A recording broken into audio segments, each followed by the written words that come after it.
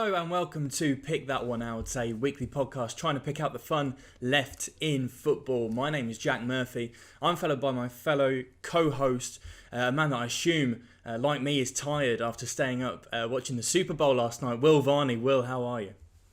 Yeah, I am. I'm very well, Jack. Hello, everyone. Yeah, I am very tired, actually. I did, in fact, stay up for the Super Bowl. I did fall asleep in the final minute, so I didn't see the trophy lift. Watched everything else, but it was a nice night in. I was one of those where I was like, I feel like for the Super Bowl you have to sort of go all out.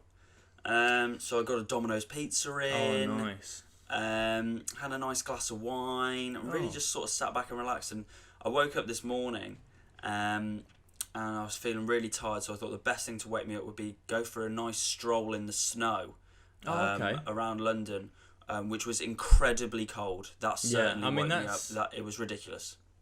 That's almost expected from snow, I would have thought. But I like the idea. You would guess so. A nice little walk in the snow. You would guess so. It's quite a romantic thought of London. I like it. Well, the best way to start the day, you say a stroll, I say a hearty breakfast. Will, what's on the menu this week on Breakfast Club? Yes, Breakfast Club is back. Last week we obviously saw me take on Laura Woods' shout of an exotic fruit salad. A lot of difficulty in it, though, we did find last week, didn't we? It was difficult to eat, as we're recording. Pieces.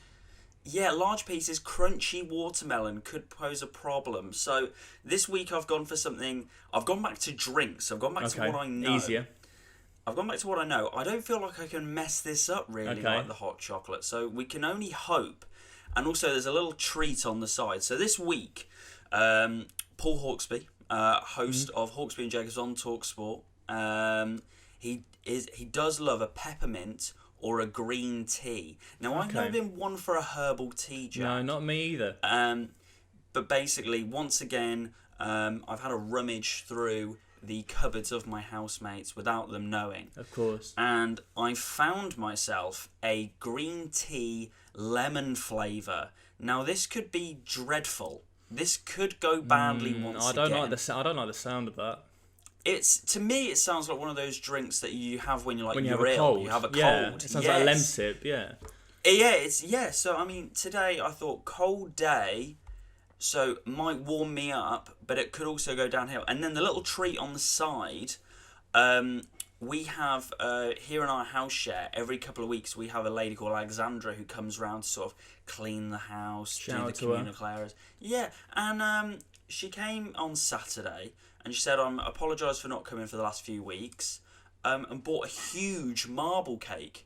Oh, wow. And I mean, this cake is like the size of the moon. Like, it was quite intimidating to actually look at. Okay. So I've cut myself a slice of the marble cake. And I do have to admit, I have had a nibble previously. But this is where I'm now considering, is this a bad idea? Because the marble cake, it tastes a bit lemony as well. So I feel like we've doubled up on the lemon vibe. Okay, can we see the cake for the? Well, I mean, I've cut it very badly for the YouTube viewers. It's starting to go a bit dry. Oh, you can see the marble effect. Okay, yeah. So I'll have a nibble on it. Yeah. Great it's podcast. Going a bit dry. Great podcast content. It's going a bit dry, Jack. Okay, save it with a tea. Here we go. Save it with a tea. I was hoping somebody was going to heat it up a bit, and that would have been nice for the house. Save it with a tea. Here we go. Wash it down with some lovely lemony tea. Lemony cake followed by lemony tea. Here's what we were waiting for. The face doesn't look thrilled. It's very bland. Oh, it's a shame. You know, like how Gordon Ramsay says, like, needs seasoning. And this needs some. Because are we 0-3 then with Breakfast Club? Yet to have an actual good breakfast. I'm really confused with this drink. This is like me just drinking hot water. Yeah, I can't taste anything. I don't see a difference between that and the Lemsip. Is this what they're supposed to be like? Does it even taste of lemon? No, it tastes of hot water. Right. It could be a I mean, struggle. But it's an easy one to wash down, that dry cake. So maybe we have found a good combination somewhere. You've not broke down yet, so I'm guessing it's a step above the Maltesers hot chocolate as well. That was a disgrace. We can't go back to that level. We have to keep pushing forward on Breakfast Club. We can't go back. Okay. But yeah, we've gone with a lemon vibe today. We'll see how it goes. Well, why don't we move forward then into the big game of the weekend? Liverpool 1, Manchester City 4 at Anfield. Now 3 league losses in a row at Anfield for Liverpool after going 60 odd without losing. It felt like, I'm not sure if you felt this, Will, but in the first half and start of the second half, it felt like every other Man City Liverpool game, quite tightly contested. A couple penalties, Man City missed theirs, Liverpool score theirs. It felt like I was watching a repeat of the one earlier in the season, honestly, with Gundogan taking the place of Kevin De Bruyne. And then the second half happened, and Pep Guardiola showed why he's such a legend of the game and an innovator of the game, and he showed that by going 4-4-2. Yeah. He put the wingers out wide, and he had like Bernardo Silva and Foden, I think, almost as 2 false nines next to each other, with Sterling and Mahrez, just so they could stop Alexander-Arnold and Robertson doing anything out wide, and it worked perfectly. Liverpool created so little in that second half, and City were able to go and do their own thing with help from Alisson. What on earth was that performance from arguably the world's best goalkeeper, Will? Well, let's keep the lemon vibe going and say it was sour lemons. I like the nice little gag to kick us off there with the football chat. No, for me, if you watch the Sky Sports coverage of the game afterwards, when they're going to the ad break after the game, Liverpool are lost. That classic, like that punchline of Alisson Blunderland. Who thought of that? Give him a raise. Whoever. I couldn't work out at the time. Couldn't work out at the time whether it was the best one I've seen or the worst. But I liked it. I think it's good. I've thought about it. I think it's really, really good from him. I've got a quote from Steve McManaman, who obviously it was a Sky game, so he wasn't on the commentary. But this is from PLTV. He made the comment saying the goalkeeper has possibly had the worst game that anyone has seen in the Premier League. I feel like that might be pushing it. Surely we don't have to look too hard to find a keeper to have a worse performance than that. No, I mean, individual performance, though, I suppose the difference with Alisson is you make one mistake, and usually they look a bit nervy, but there's nothing again. And he went again, and he looked. It was one of those. It was a complete capitulation. You can just imagine in his mind. They get back into the game through that dodgy Salah penalty. In my eyes, we'll talk about that in a bit. We'll talk about it in a sec. Yeah. They get back into it through that. So already City had looked really strong in that second half. They get a lifeline. They're back in it, and then just a simple error such as that, just to gift the ball away, and you're thinking, oh my god. And then he does it again. And he looked shaky. I think that's the thing. It was 2 mistakes within like 3 minutes, and arguably he's done poor for the first goal as well, where he's pushed it straight to Gundogan. But also in the Sky coverage, you have that bit of Jamie Carragher, where he's like, oh, like he's freaking out. And that wasn't even when he made a mistake. He was just looking nervous on the ball. And I think that what everyone's so surprised about is it's a goalkeeper who's not really made a mistake yet since coming to the Premier League. He's known for being so consistent and delivering and being so, and almost being a safe player. You don't worry about Alisson, and then in such a big game. But Jack, I have to say, I don't know about this, but everyone was billing this game as a title decider. Mm-hmm. Now, correct me if I'm wrong, but after that game, 3 points behind were Everton, who have 2 games in hand on Liverpool. Mm-hmm. Chelsea, after beating Sheffield United, are now just 1 point behind Liverpool. Mm-hmm. So what? Now it's almost changed. Now it's gone from Liverpool being title challengers before that game to, well, now they're in a top 4 battle. Yeah. And it's like either that's the craziness of the league, or people were overhyping this Liverpool team, especially after those 2 defeats they had to Burnley and Brighton. I mean, yeah, I don't think we have a leg to stand on here, Will. We were here last week, 1 week ago, saying two big wins for Liverpool. They're right back in the title contention. Did I say that? I'm pretty sure we both said it. I think we both said it. You might have, not me. I'm pretty sure 2 weeks ago you had Liverpool as title favourites. So We'll have to look back through the archive on that one. Let's move forward. Okay, we don't. Okay, here's the thing: if Liverpool won that game, they would have been 4 points behind City. Yes, City have a game in hand, but 4 points in a league like this season's gone is so easy to come back from. Now a loss means it's 10 points. So I think that there was definitely reason to call this a title decider almost. It's hard because you don't want to write teams off. No, especially right now in February, you don't want to. But looking at this, I thought Liverpool in January, and I said this yesterday to a friend of mine, Liverpool fan, and I don't. It must be the whole feeling amongst Liverpool fans right now.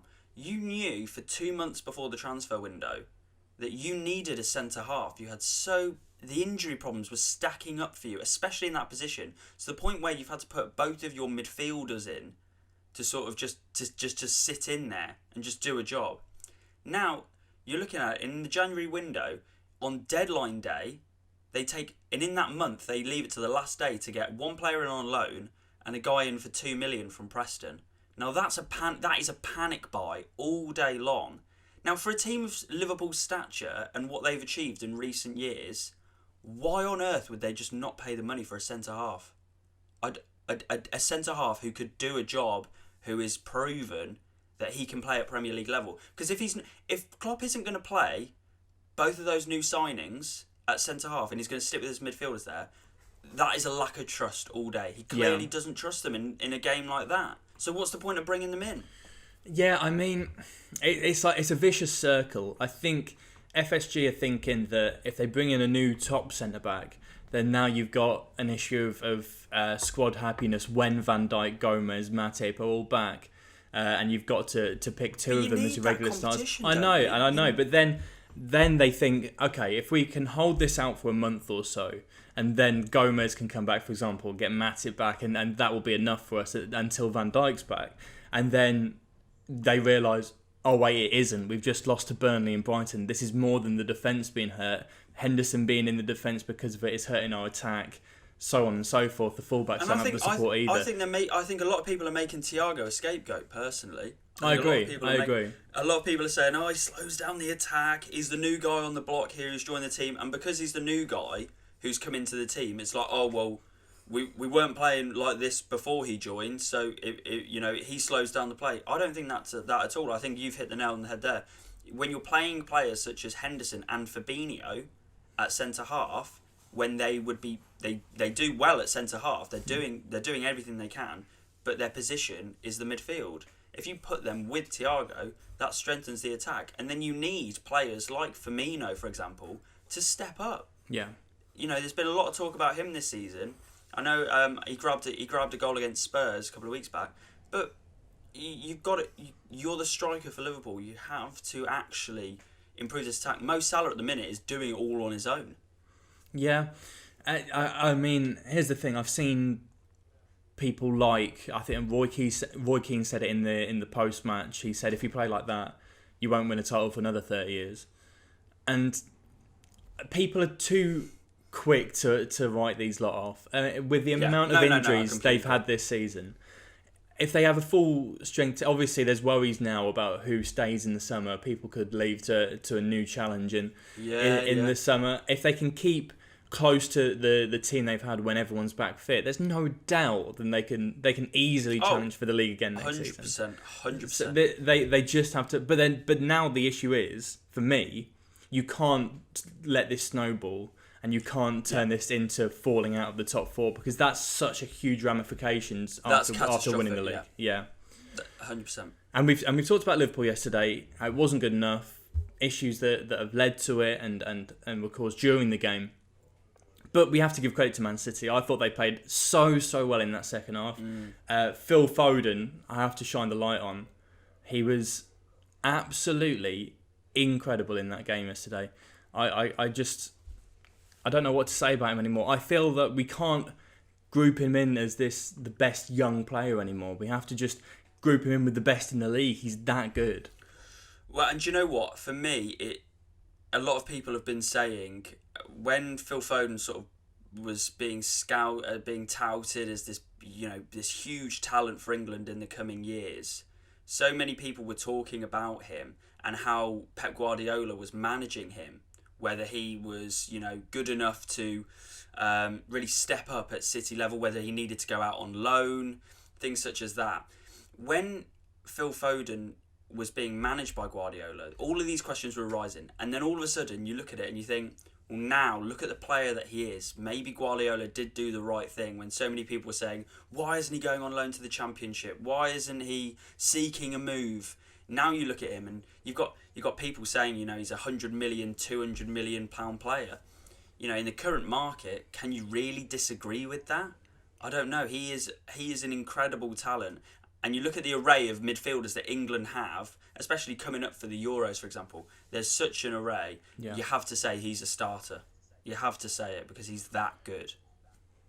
I mean, like I said, there's so many to pick from, but I've just got this idea infatuated in me that I want to see Grealish, Foden, and Saka as like the three behind whatever striker's playing, at least in a friendly or something. I just want to see them play together in one Saka, game. well, you're dreaming. You are.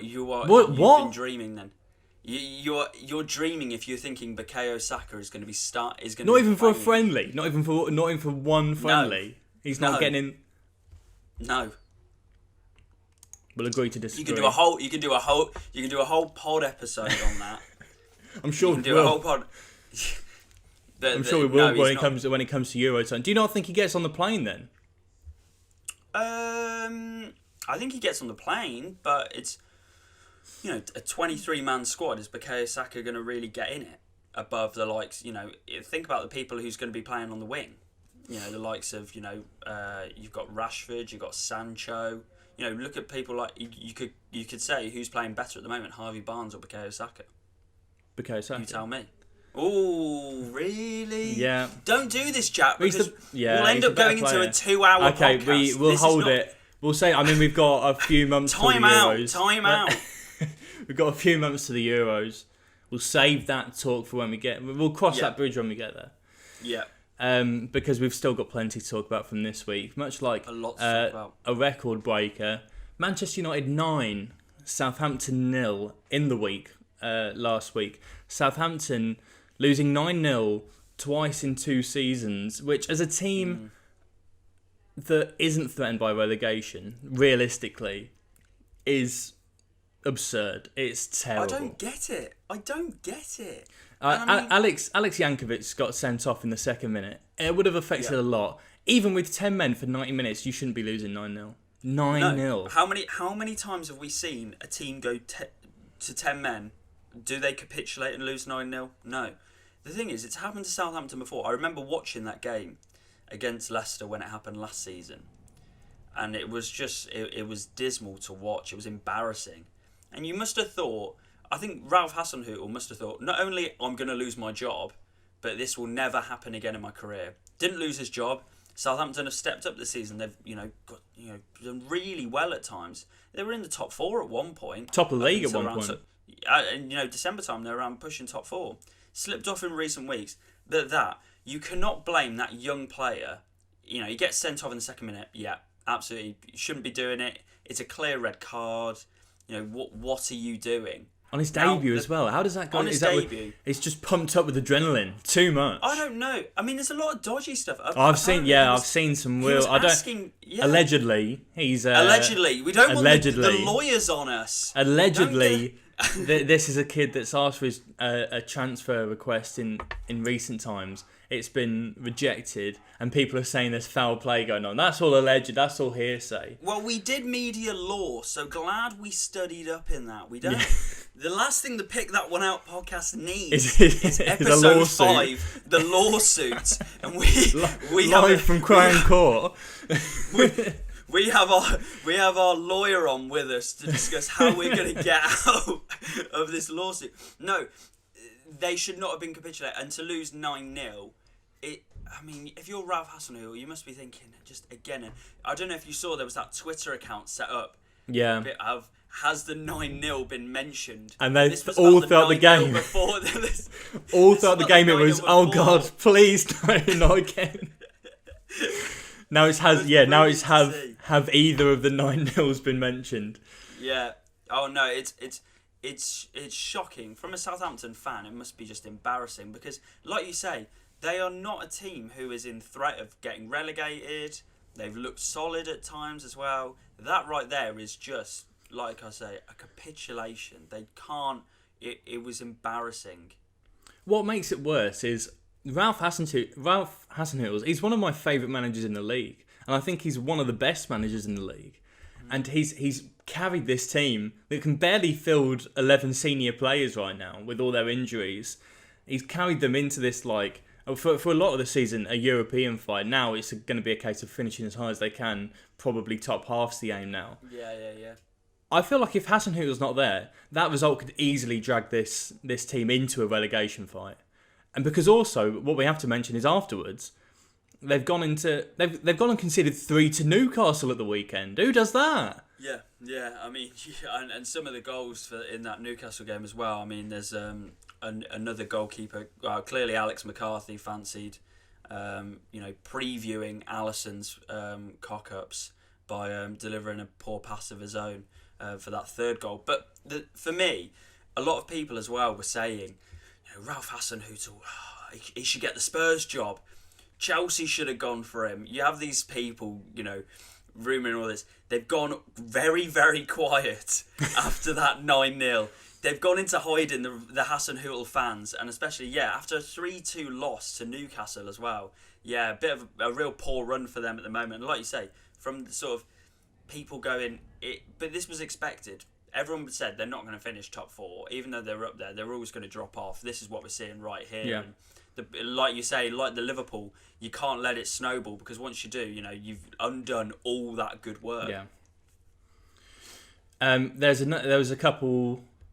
Actually, we'll save that because we're going to link all. There's a lot of VAR to go through this week. There's not little. There's a lot. There's a lot of VAR to go through.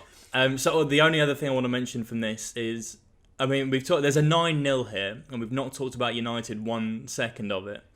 And the reason of that is they've gone on to play Everton at the weekend, dominate the game, and just as United think, oh, we're good again, here we are, they have goalkeeper, bit of a howler, awful defence, 95th minute equaliser to draw 3-3 in a game they've conceded 4 shots in. It's so very United, isn't it? Yeah, it is. And we've been talking, obviously, the goalkeepers this week have really struggled. Both Olsen for, I thought, Scott McTominay's goal. Yes, I don't know that what was he was a doing. weird dive, yeah. It's almost like he thought he was going to save it with his head. He just sort of kept his sort of hands in like a T-Rex. He wasn't outstretching them whatsoever. It was really bizarre to watch. And then the De Gea, there's been numerous questions raised about De Gea over the last couple of years, and I remember I always felt like that downfall of his, where people question him, started. I think it was at the World Cup in 2018. Yeah. I don't know if you remember. For Spain, he had that sort of. It was Cristiano Ronaldo had a shot from about 30 yards. He just let it slip through his hands. From there, he went on to have a quite poor season for United. People questioning him, and that's not going to do him any favours. There were 2 goals I thought that were his fault. That Decore one where he just palms it out. It's soft hands, isn't it? Literally, could have been wearing oven gloves, and literally right to Decore's feet, easy tapping. And then that third one. So many people talking. I've heard people talk over the last few days. I remember David James was on TalkSport yesterday, and he was saying about sort of De Gea's not known for his bravery as a goalkeeper. And I completely agree. You saw it in the Champions League this year against Leipzig, where you saw him sort of really tentative. Should I go all in? Should I stay? And it was exactly that yesterday as well. He was almost waiting around, not sure what to do. Didn't go towards Calvert-Lewin and properly go all in. And I suppose that's the thing as a goalkeeper. Trust me, I'm not David James. I'm not Jordan Pickford.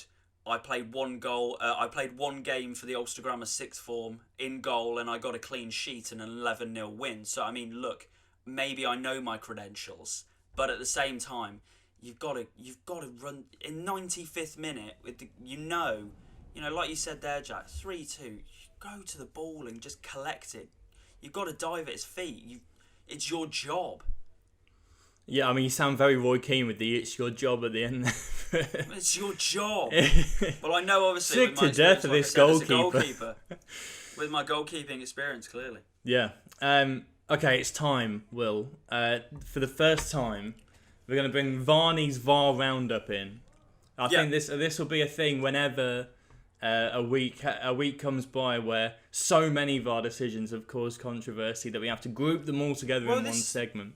Jack, this is the thing. We said when we were starting this podcast, we came up with ideas for sort of features, weekly things we could do. Yeah. And we mentioned this Varney's VAR roundup. And I thought to myself, could be quite dull, especially if there's only like one in a weekend. Like, it's... No. No. The Premier League this week decided, let's go all in here. And they realised that we needed content. We needed content to start it up. And here we are. Okay, let's. What we're going to do a quick roundup of each one, and I want a yes or no from both of us as to A, whether it was the correct decision. B, if not, what the correct decision would be in our eyes. Yep. Okay, staying with that United Southampton game, the Bednarek red card and penalty. Eventually rescinded it was Mike Dean's decision. Martial goes down very, very easily. In my opinion, it's a flat-out dive, which is absurd at 6-0 up. Thing to dive that is proper against proper 10 men, off, against 10 men, making it 9 men.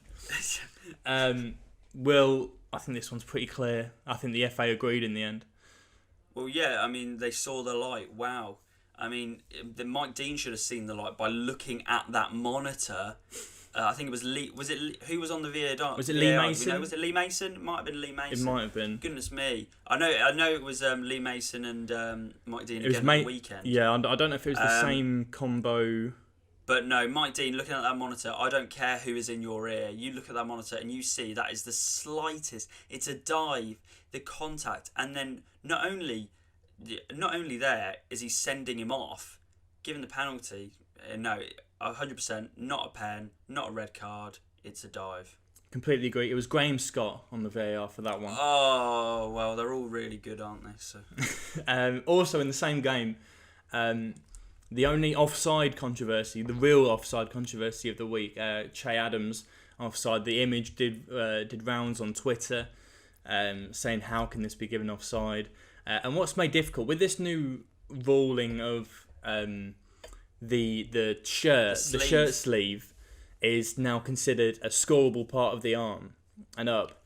When players are now in the winter months wearing the long sleeves underneath, it's making things tougher. Offside, I'm sympathetic when it goes against teams because obviously it's so little margins, but I agree with Gary Neville when he says that it's no matter what the ruling is going to be, there's always going to be small margins. Whether you give if you give a certain amount of leeway for the attacker, it's still going to be a couple inches towards that leeway.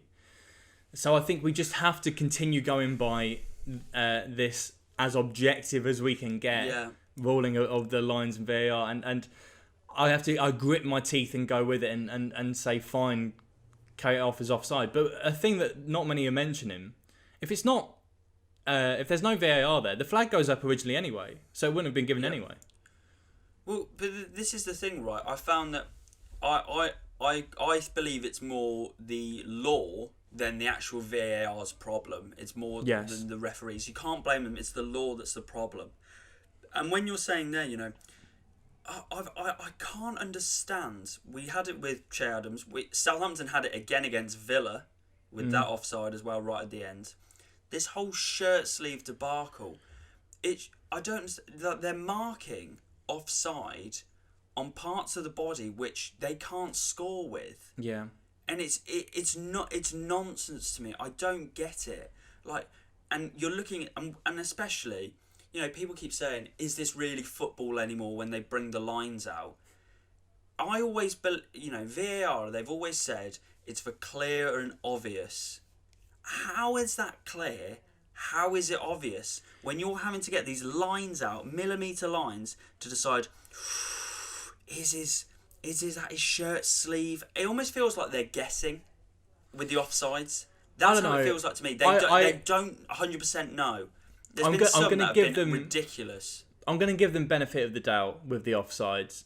That's the one thing I'm going to let them off with, because I do believe that they are marking to the shirt sleeve, to the armpit, and as ridiculous as that sounds, by the rules right now, that is a scoreable part of their body.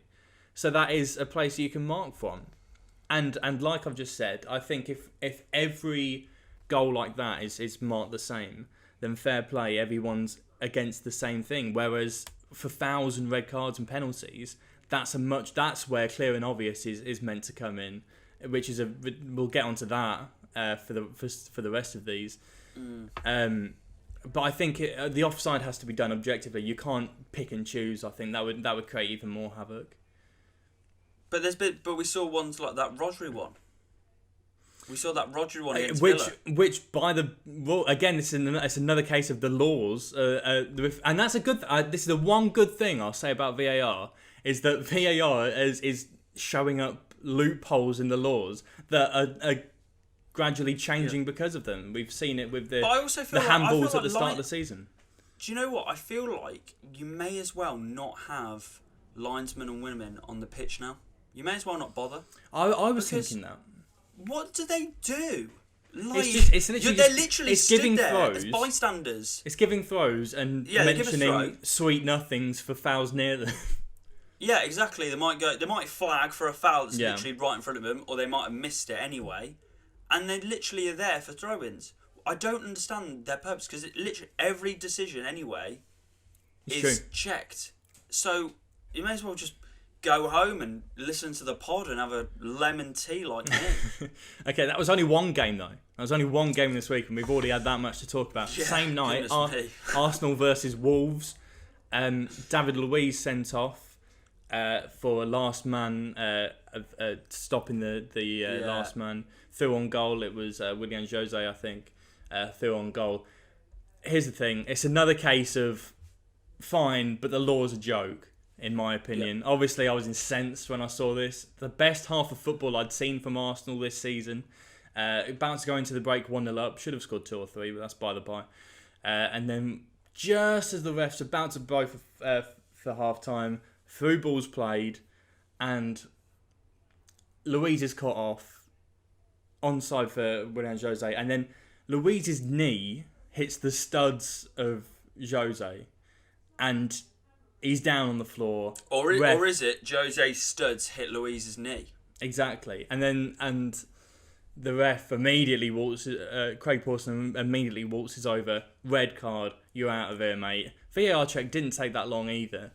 I wanted to look this up to see what the law was. And the reason it was given is there was no way he could win the ball there.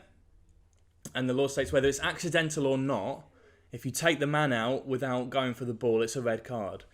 Yeah. So by the laws, you're better off completely wiping the man out. Yeah. Than you are trying to get away and accidentally clipping it. But I mean, I think the big thing is, like you said there, it changed the game. Completely killed our game. Completely changed the game. Penalty. You don't know whether like you just said there.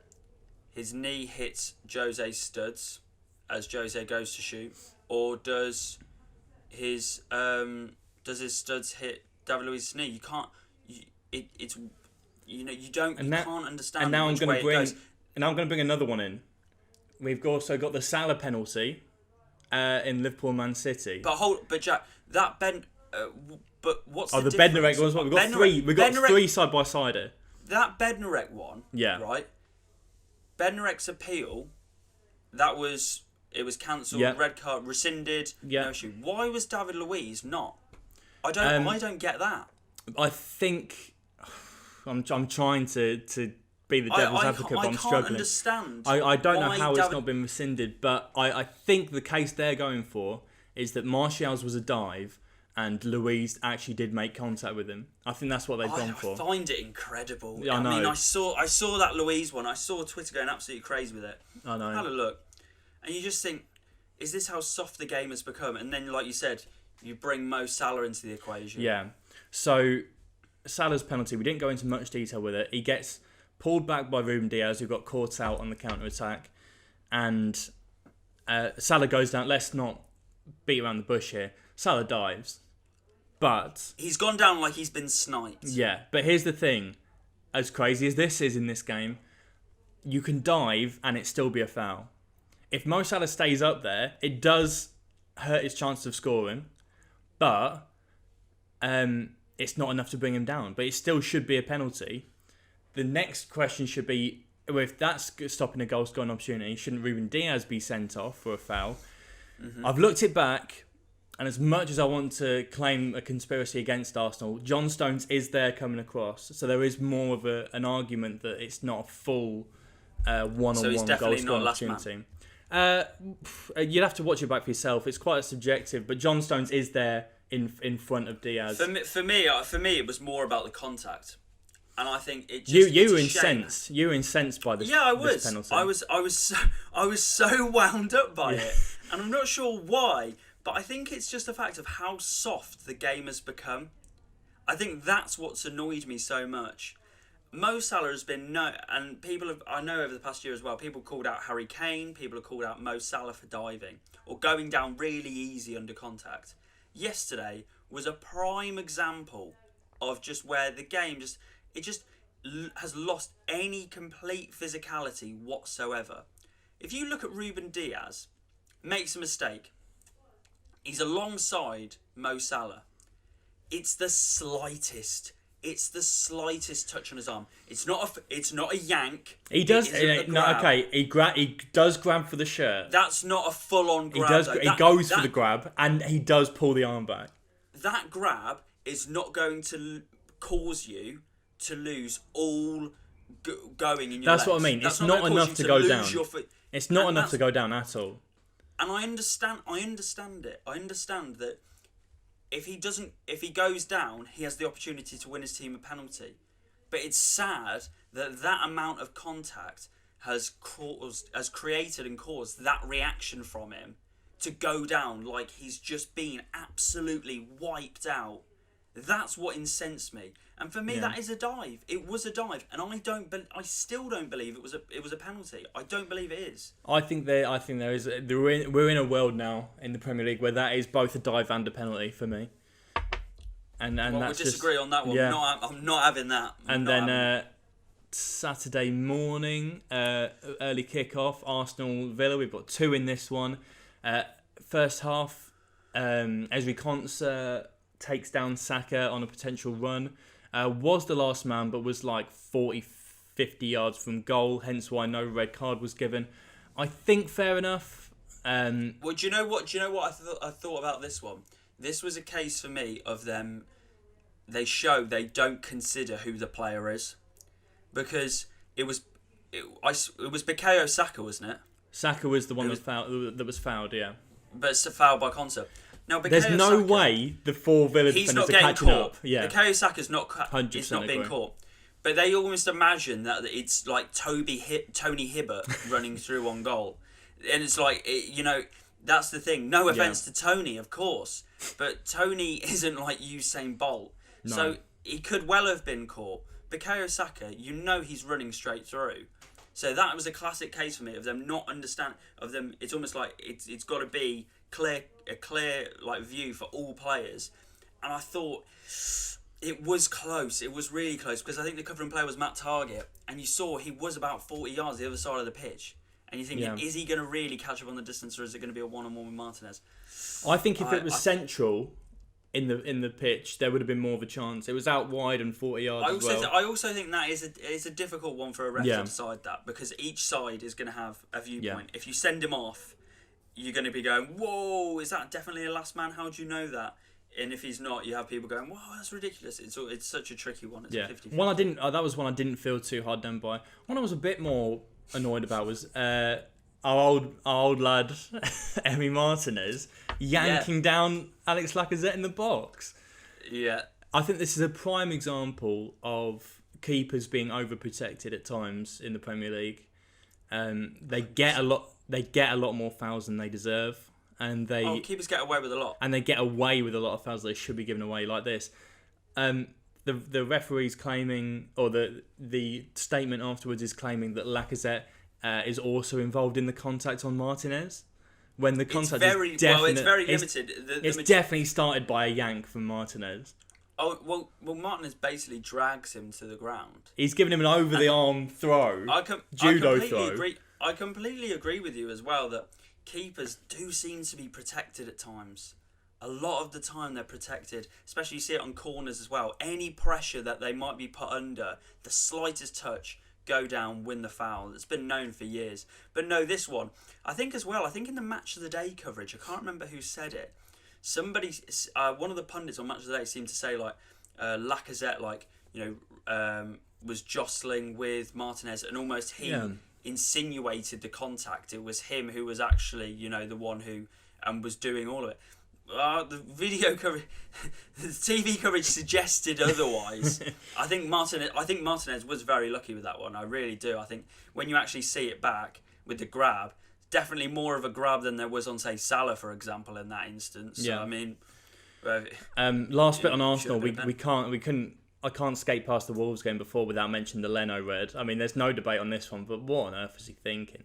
As quick as we can. I mean, what was he thinking? His head loss. We were talking about keepers this week. What was he thinking? No, exactly. I mean, I suppose, what were you thinking as an Arsenal fan? To know that then you back up Matt Ryan, or was it Runnison? Runnison came on, didn't he? That man.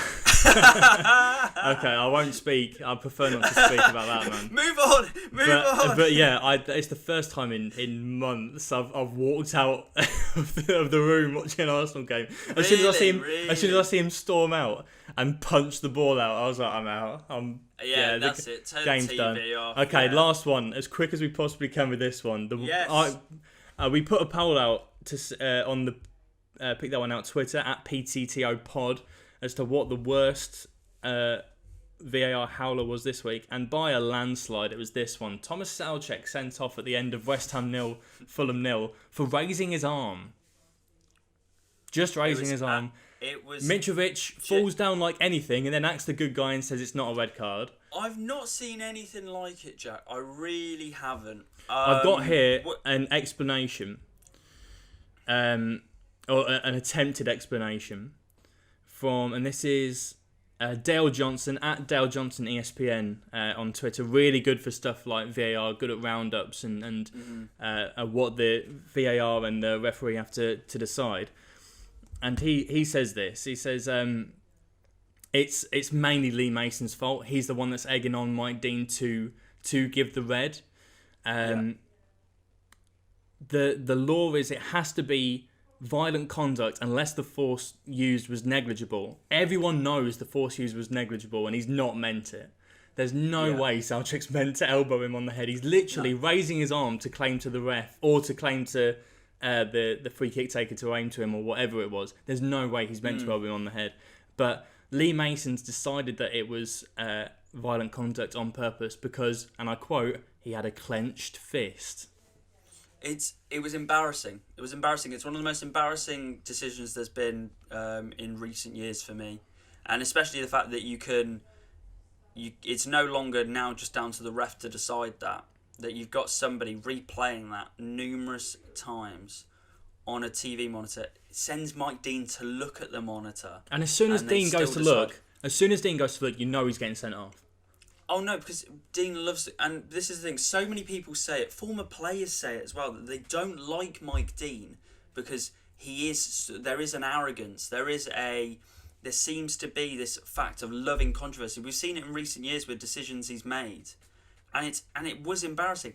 And I watched it with one of my housemates, and she doesn't watch football regularly, and I showed her the Soucek red card on Twitter as well, when there was it was being flooded on social media and everyone was going, this is absolutely ridiculous how he's been sent off.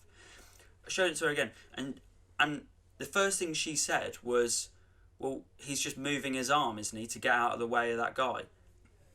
And if somebody can see that who doesn't regularly watch football, how on earth are Premier League referees with that amount of experience still making those calls. It was embarrassing. That has to be appealed. It has to. I can confirm this morning it has been overturned and rescinded already. Well, thank goodness for that, because genuinely, but how many of these decisions are going to be made? Mike Dean, in the space of 5 days? Yeah, has two had red cards two rescinded. decisions he's made rescinded. At what point are they going? You need a week or two off the refs list. Get it together, because genuinely, how many mistakes are you going to keep making? Yeah. And then all of a sudden it's down to the FA to then clean up the mess and go, oh goodness me, right, another Mike Dean-esque moment. Ridiculous. Before we wrap up with the predictions, have you got any famous ref experiences at like Sunday League roots level?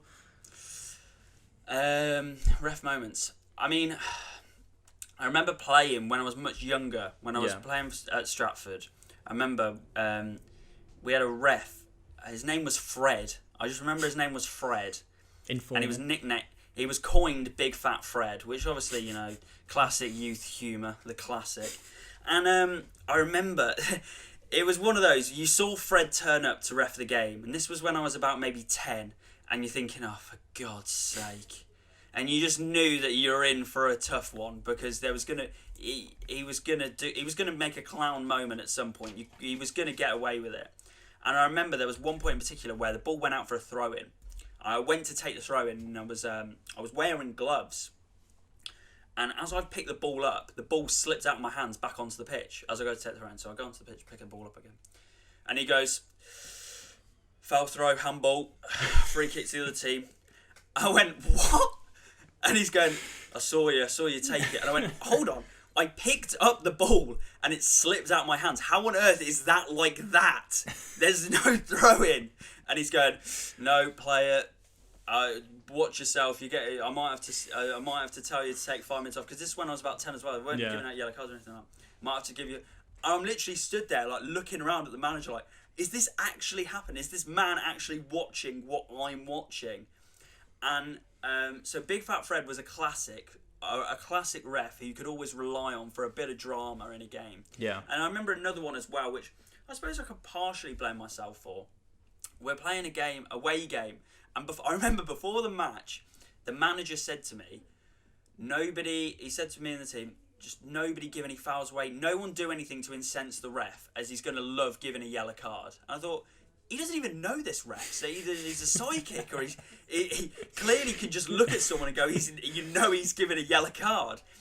And I remember, player runs into the box, cuts past me, and he goes down, and ref goes penalty. And I'm like, I've not touched him, ref. And the ref's going to penalty. And I think he's given it for a diver against me. And I'm incensed, but I'm going, ref, you're an actual joke. Like, what on earth are you doing? I've not touched him. Now, at this point, my friend and fellow centre-half, Freds, he's just telling me to shut up. And I think it's because, but I can't let it go. And I'm going, ref, you're an actual joke at this game. Like, how on earth have you just let this dive happen? So the ref, like my manager predicted, he obviously knew what was happening as I get a yellow card in front of my dad. Bad decision. He wasn't very impressed. But what I didn't realise was the foul wasn't given against me.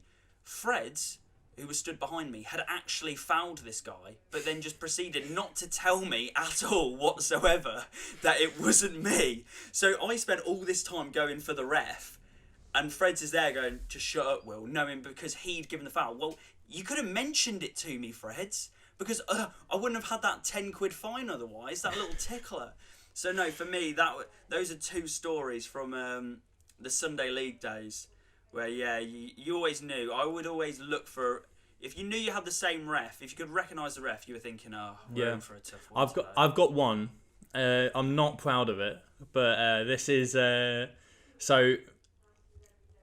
There was one ref in our league that was known for all he would do, not for 90 minutes, was watch the ball and nothing else. He was infatuated with the ball, and he would never look at anything else. Corner. So I'm coming up from centre back here. The biggest aerial threat on the pitch, I don't mind saying, and the defender on me is behind me. I'm always getting goal side. The defender's behind me, and he's digging his boots into my heels, and I'm going, ref, you've got to have a look at this. And he's going, dirty. he's going, just watch it, lads, just watch it. Doesn't even look at us. He just goes, well, just watch it. He's waiting for the corner to come in, and I go and I give him a swift stamp on the toe. He goes down. He goes down hollering. I go and score from the corner, and the ref gives it. Ref's fine with it. Didn't see a second of it. So really, if anything, you're actually quite happy he dug the studs into your heel, as then it's that you can play around with that ref. The way I see it, it's karma, right? I mean, their manager was absolutely livid. But all's well that ends well. Am I right? Absolutely, definitely. Like this podcast, Jack. Of course. And speaking of all's well that ends well, the predictions. We scored some points last week. Yeah, we actually scored some points. This is why we tried. It was 2-2 going into last week after 2 weeks, which is embarrassing. This week, a 4-3 thriller in favour of you, which means the scores currently is I'm on 5, you're on 6 after 3 weeks. Finally getting some tension in these predictions. Tension will continue with 3 big games here Saturday afternoon. I'm going to let you start here. Leicester City, Liverpool at the King Power.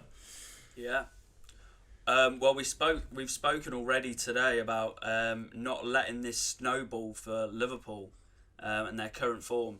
I think it's going to continue. I think Leicester are going to grab a victory. I'm going to go 2-1 Leicester.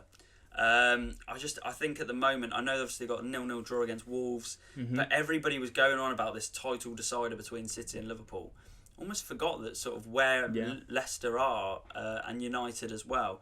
So no, for me, I'm going to go Leicester on this one, home victory, and I'm going to go Harvey Barnes to score. I've been really impressed with him this season, and also I backed him once before and he didn't deliver, so I'm hoping the second time comes in. Now, every time I predicted a Leicester game, I've gone 2-2, never come off. I think one time it was. So a what draw. Are you going to do?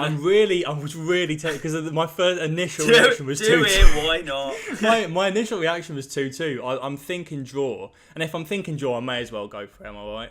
So I'll go 2-2, and I think it's the return. Vardy loves the big six. He got some minutes against Wolves. I'm saying he's bagging here at the KP. 2-2 for me. Okay, Man City, Tottenham, Saturday evening. Tottenham getting a win back. Was against West Brom. West Brom contractually obliged to concede 2+ games every week, so I don't know how much it really means. Yeah, soft goals. So they go against Man City, of course, on raging form. Here's where I'm stuck though. Tottenham, especially Mourinho Tottenham, they love it against City. And Son always seems to score against them. But Man City don't look like conceding if it's not from a pen. So I'm conflicted. I'm going to go 2-1 City. Because he always scores against them, I'm going to go Heung-min Son. Okay. I'm going to go 3-1 City. Okay. I just think City looks way too strong. They looked way too strong for Liverpool yesterday. Spurs as well, like you say, they got their win against West Brom, but still there are serious question marks over them. I know that Harry Kane was back and he scored, but he arguably should have had 2 or 3 with the amount of chances that he had. I think here at the Etihad, I'm going to go 3-1 City, too strong for him, and I'm going to go Riyad Mahrez to score. I don't know why. Okay. When I was just thinking about this, just for some reason, Riyad Mahrez just came into my head, so I'm going to go with that. I'm just going. That's the gut instinct's go not with the hunch. Best, so follow the hunch. Yeah, that's fair. Follow the hunch. Every bookie's favourite son. This is what I do with predictions. Just follow the hunch. There is no. I'm going to point this out. I don't want to devalue the predictions, but every single week. We do the predictions before I've thought about it, and I go off the instinct, and then throughout the week I'll go through like the stats I've collected and think, it's probably going to be that. that was probably a poor choice. Yeah. But anyway, last one: Arsenal Leeds on Sunday. This could be anything, couldn't it? The way Leeds play, Arsenal. Something we've realised now is we're such a confidence team that once we got that win against you, we looked unstoppable for 3 weeks, and then. The whatever happened against Wolves happened, and you think most teams would come off that red card, think we played so well in that first half, we should have won, get fired up, and then we're conceding a minute to Aston Villa and lose that one as well with that sort of team, that mentality team. That drop off. Leeds, somehow, the game at Ellen Road was 0-0. Don't ask me how. I watched it thinking, and they should have scored 2 or 3. We should have scored at least 1 or 2. I have absolutely no idea. Absolutely no idea for this one. I'm going to say 2-1 Arsenal, but I don't feel confident with that at all. Well, you're backing your team, which I'm is backing nice. us. I feel like you have to sort of back your team in a way, which is probably why when a few weeks ago in the first predictions I backed Leicester to beat us. So clearly, fair play. I yeah, trust I'm going Arsenal 2, Leeds 1, and I'm going to go for. So I'm going for Saka, pacey in behind. I think Leeds could get caught out by him. Okay. So it's a game that sort of suits him, I think, if he's playing on the wing. I think there's going to be goals. I really do. I think the way Leeds play, there's going to be goals. Leeds, I have my issues with watching Leeds. I've mentioned it on the podcast before. But they are entertaining. They do give you entertaining games. We saw it against Everton. We saw it the week before against Leicester as well. Yeah. I'm going to go 2-2 in this. I'm going to go 2-2 Yeah, that's draw. fair. And I'm going to back Jack Harrison to score. And I love that. Do you know what? I love that prediction. Do you know why? It's because previously I put a bet on Jack Harrison. I said to you, predictions wise, we were going to do Newcastle Leeds. Oh, okay, yeah. And you went, no, we'll change the prediction. Like pre-match, out of nowhere, I hadn't thought about it. And what happens in that Newcastle game? Jack Harrison scored. So I'm going to go Jack Harrison to score. I mean, I'm kind of tempted to live up to the gimmick and just do an audible and change the game right now. You'll probably tomorrow when you release the pod, you'll probably then dubbed in a new. We've dubbed in, and I'll do an impression of you for your prediction. You record. Just give a really weird impression and be like, I think it's going to be. So there you go. 3 more predictions. I'm confident with precisely none of them, and I'm sure when I do like predictions we've got points on the board, so we've got points. We've got we can be adventurous this week now. We've got the points on there. We can actually do something. So yeah, we've got to keep it going. We'll see if we can carry on that form into next week. Absolutely. And before we come to a close, we are still a new podcast. I'd like to remind everyone to check out the rest of our platforms.